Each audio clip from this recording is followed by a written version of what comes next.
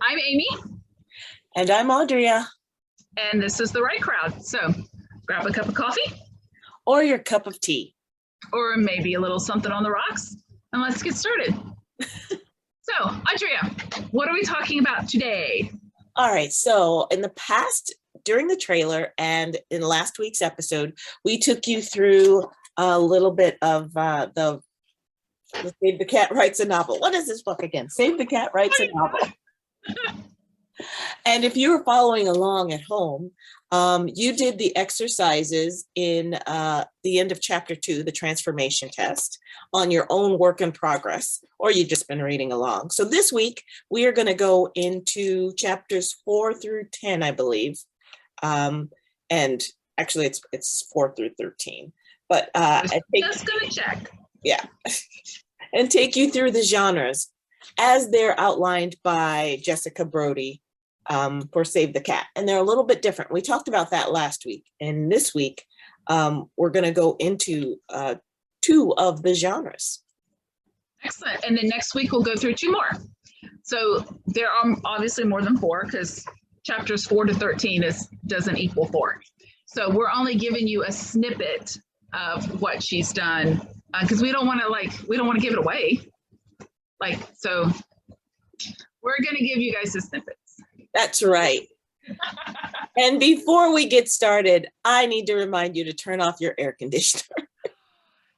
Nap. So do we need to start over? No, we can keep going. Okay, so for everyone, the room that I record in is blazing hot. And so I always have to turn the AC on before we start. And then I usually turn it off before we start recording. And I forgot. So hopefully it's a nice quiet sound now instead of the AC going. So my apologies. Yes. And maybe our editor will be able to take that noise out because, you can take out. It's just really loud. I don't know. We'll see. We'll see. All right. Do you want to go first since yours comes first in the list? I will start with Why Done It.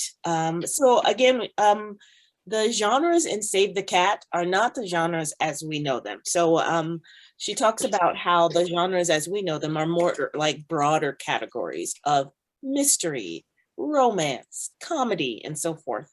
And the 10 that she outlines are link more to the internal story and the struggle or the journey that the protagonist or your hero goes on. So in the Why Done It, you have to have 3 things, and that is a detective, and that can be just like in any mystery. It can be a amateur detective or a real police detective or FBI agent, but it's the person who is going to solve the mystery or find the solution or uncover the secrets. So that's one of the elements. So it could be Harry Bosch or Nancy Drew. Exactly. Okay. And the amateur sleuth. Who else is an amateur sleuth but Nancy Drew? I mean, come on. Very much an amateur sleuth. Nancy Drew, Marple, all of those are up there. So the other things you have to have are a secret, and the secret can be who killed that guy. But even deeper in what she talks about in the Why Done It is there's usually a secret beyond the secret or secret within the secret.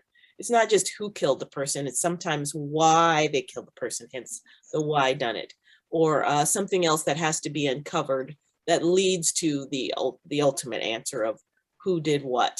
And then there's a dark turn. And that dark turn is what the detective or amateur sleuth is going to go through, in the story. So it's something that has to happen within the detective to get them to the point where they can solve the mystery. So that is a little bit about the Why Done It.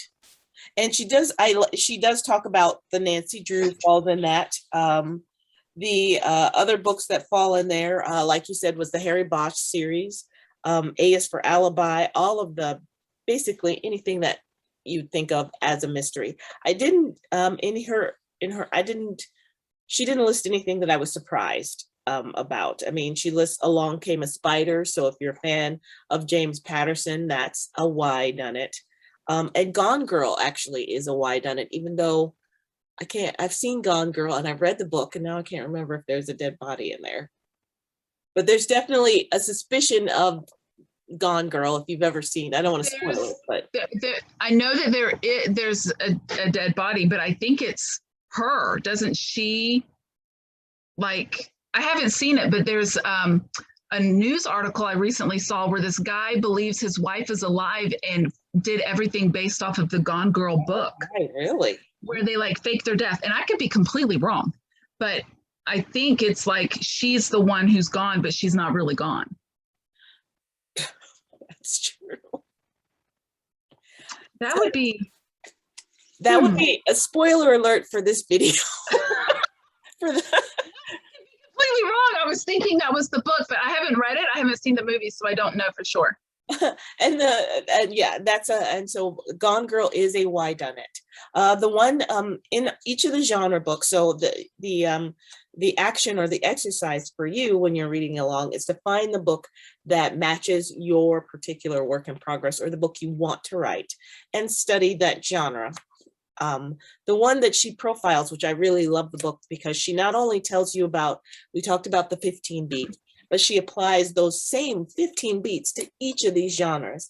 And right. Then it takes you through a sample book. So there are spoilers inside, and we've talked about that. There's spoilers inside Save the Cat Writes a Novel. And the one she does is Girl on a Train. And I don't remember if I read that one, but I saw the movie. So she walks through all the 15 beats of Girl on a Train and outlines that as a mystery thriller in that wide, it's the book genre is mystery thriller, and then the Save the Cat genre is why done it. And I love how she does that throughout. And she even gives you something called a cat's eye view. So this is what the cat's eye view. So it's a shorter or a synopsis of the breakdown of whatever story she's doing. So that it makes it much easier for you to understand that genre and apply that genre to your own work in progress. Right. The other thing is you don't have to worry about when you read this if you're going to get a spoiler alert you weren't expecting, because she tells you at the beginning of each chapter, these are the books I'm spoiling. Like, if you don't want to know about this, just be careful and know that this is what I'm talking about. So you don't have to worry about reading. Like there was one section, actually one of the ones I'm going to go over.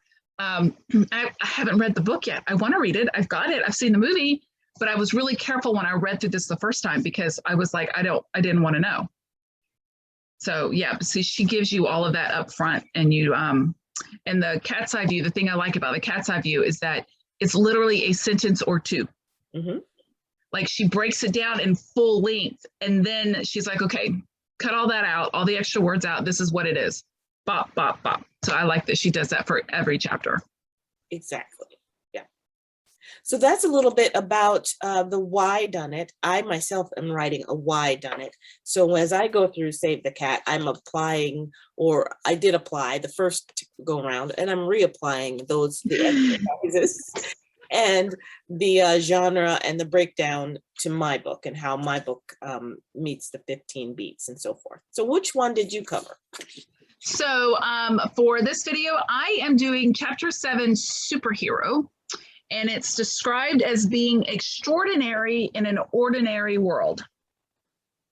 So her examples are like Harry Potter, Cinder, and the White Queen are the ones that she's like, spoiler alert, spoiler alert. The thing I like about this is that a lot of times the hero doesn't realize they're going to be the hero. They don't start out as thinking, I'm the hero of this book. Like they're just living their life. However, they've discovered that they are the chosen one. But as part of the book, they have to rise up. They have to overcome whatever obstacle comes up. Then they have to defeat the bad guy, because you can't have a superhero without a bad guy. And you also have to save the world. Like there's a lot on the shoulders of this person, whoever this person is. She also points out that they are an ordinary person, so someone that we could relate to. They just happen to have, they do something extraordinary. They could be like Harry Potter, or it could be Alice in Wonderland. So Harry Potter has special powers among mere mortals, or Alice in Wonderland, she's just a regular little girl and she has no special powers. And then she goes on this adventure where she, Queen of Hearts. Hopefully I'm not spoiling that for anybody because that one's been around for a long time. If you have not read Alice in Wonderland, shame on you. I'm just gonna, yes. The other thing she points out is that they are destined for greatness, whether they like it or not. Yes. So some of them may go kicking and screaming, but it's not going to change their destiny. They're still destined for greatness. You also have to make it relatable because we as the reader need to want to keep reading what's going on. Mm. So if you make it too far out there, we either lose interest or we're going, yeah, no, like that's just not how anything happens. The other thing that she points out is that your superhero is different, and that difference is what makes them relatable to the reader. Because everyone is different in their own way. We may put on a good face and a good front and like may look ordinary and everything's cool, but we're all different in some way. It's just how we mask it. And she goes into that in here. She also points out that you have everything from Harry Potter, which is magical. You also have Matilda, who she's an ordinary little girl who she's the hero because she's in a family of dimwits, and how she comes out to be, this fabulous little creature. But then you also could have real life people in history. She gives the example of Elizabeth of York. And then you also have people who break the mold of society, which is the Divergent series. So you have a whole world that's supposed to go one direction, and then you have that one superhero that's like, but where does that door lead? Mm-hmm. And that, brings up the whole thing. The 3 ingredients that she says for superhero is they have to have a special power. There has to be a nemesis who stands in the way, and there has to be a curse that the hero must suffer as a price for their greatness. So there has to be all of those elements together. The thing about the power is what brings the enemies. So this thing that they have is what's going to bring their enemies. But the hero has faith that everything's going to work out, no matter what's going on. One of the things that she says is superheroes don't always survive the story. Like sometimes the bad things happen to the good. And immediately I thought of Nicholas Sparks. Okay. Like, bad things happen to the good people at the end. Like someone's dead. Like, and it could be the character. I remember I hadn't read the book, which was my first mistake in seeing the movie first. And I saw a movie, and at the end, I was like, that can't be the end. There's no way that's the end. How is that the end? And then I actually read read a couple of his books, and they all end with, it's usually on a high, but the person's still gone. Like it's still like a feel good, but yeah. So Nicholas Sparks likes to kill his darlings at the very end. Wow. So I'm just, yeah. So if you like happy endings, like all the pieces in a nice tight bow, yeah, you might want to consider not reading Nicholas Sparks. He might have books out there that have a nice little bow and everybody's happy at the end, but I haven't found one yet. I also don't know all of his books. So Nicholas, if you are watching this, I am sorry if you actually have one out there where your superhero doesn't die at the end. Okay. Apparently, Nicholas, you have burned Amy. She likes your books, but you've broken her spirit. I will pick up one of his books and be like, oh, this sounds like a great story, but I know they're going to die. And I put it back. I'm just, I can't. If I'm reading a feel-good story at the end, I don't want to be crying tears of, oh, they died. So Yeah. I've never read any of his for that reason, because I don't want to be sobbing at, I mean, I do read some horror and I read some women's fiction and things like that, but I like happy endings and I like triumph. And so that's why I like mysteries, because usually mysteries, there is a triumph at the end of a mystery. There's justice. That's what makes a mystery, most of the mysteries, a mystery. Right. And that's what makes mysteries fabulous, is that in the end, there is a nice little bow. Even if there's a cliffhanger, there's still a nice little package at the end. Sometimes with superhero, that doesn't happen. Sometimes with superhero, that's how they win, is by sacrificing themselves. Yeah. So the other thing is that because of the curse, she points out, it's what balances the hero's power, so we don't completely despise the protagonist. So you can't make them like, well, aren't they just perfect? Like, you have to give them something in there that makes it where it makes it more relatable to us, because that's another thing that would make us put the book down, is they're just fabulous all the time and there's nothing wrong with them. And like, how is that relatable, right? We don't want to know about how everything always works out just right, because, you know, that's fabulous. I'm glad that worked out for you, right? So that's why Harry Potter's curse, I think, was the loss of his parents, right? That was his curse. That was the beginning, yep. And he had to live with his, I don't even read Harry Potter, but I know he had to live with that aunt and uncle that were just horrible to him. So yeah, he had a couple of crosses to bear. I wonder how many people just fell out of their chair when I said I haven't read Harry Potter. Okay, going on. It shocks me every time you say it, and I know it because I've known you for a while. It's like, what? Oh yeah, that's right. But what? The kids I used to take care of, they tried to get me to read it. I did watch up to like movie 4 or 5, but that's as far as I got. She points out that the curse is something that all people have to overcome at some point in their lives. So make sure that your hero has to overcome it too.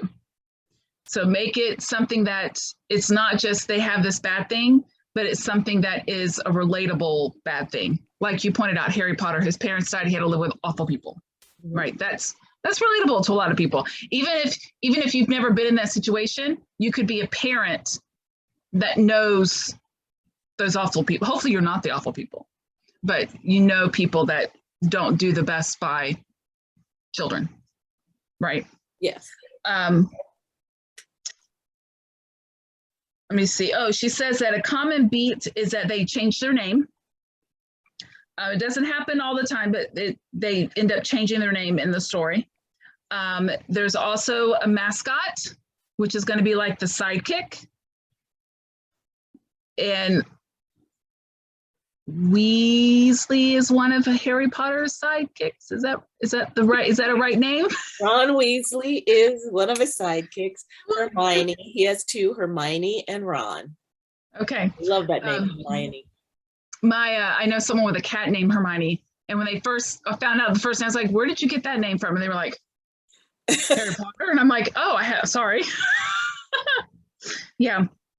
And then she goes through at the end of this, and at the end of the part of the 3 points, and she does like she does the cat's eye at the end. This is what it needs to have. So she goes through, paragraphs of what it is, but then she goes through at the end. Here's what I said in a couple of sentences, at a time. And then again, like with that one, she gives you a whole list of popular books in this. Yeah, over here.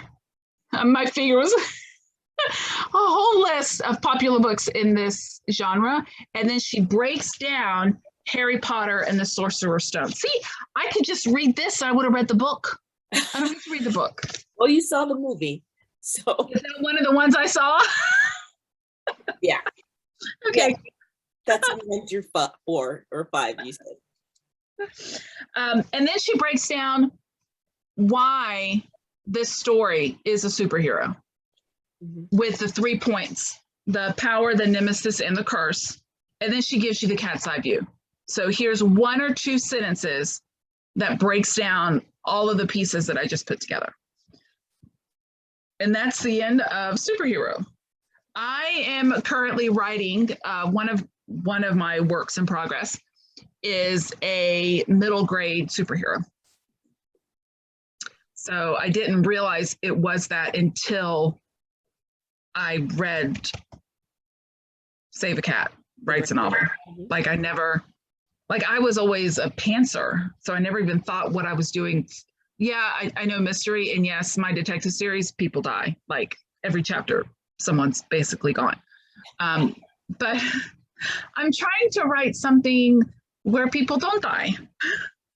And so my current one that I'm focusing on is a superhero. Actually, the two that I'm focusing on are both, one is a middle grade fantasy superhero. The other one is a sci-fi that I believe would qualify as superhero based on what she points out in here. So yeah. Anything else we need to discuss about these two, or anything else we need to point out? No, I think we pretty much covered it. I do want to say that having the book and being able to go through the genres and analyze your own work in progress against them, maybe you'll find out that your work in progress is not a blank type book, but it's a B type book or a C type book based on these genres. And that's one of the great things about this book, is being able to analyze your own story and then understand how other stories are broken down and where your story fits, and then working through the beats for your story as well. That's one of the things she points out at the beginning of the superhero. She's like, don't dismiss this one quite yet, because even though you don't realize you're writing a superhero, let me tell you what it is before you dismiss it. So I do like that she points that out, that like I didn't really think my sci-fi was a superhero, but I think based on this, it's could be a superhero. Mm-hmm. So one of my suggestions would be, don't flip through the book, and be like, oh yeah, that doesn't apply to me. Read every one. Even if all you do is read her bullet points to see if they fit, or look at the books that she says fit this genre, and see, like, there's like, what, 15, 20 books that she lists for each one. If you've got more than one or two on there, your book could be fitting into that genre. I don't think that was really proper English. Could be fitting into. Could fit into both genres. Or I don't think I said that right. And I write. But that's what editors are for, so it's okay. Okay. Okay, so is there anything else we need to point out? That's it for this week. Cool. Right. So remember to look in our show notes for links for our Facebook, Instagram, our own web pages, and I think that's it. Is that it? Yes. So enjoy your coffee and your tea, or whatever it is you happen to be drinking. See you guys next week. Okay. Bye. Bye.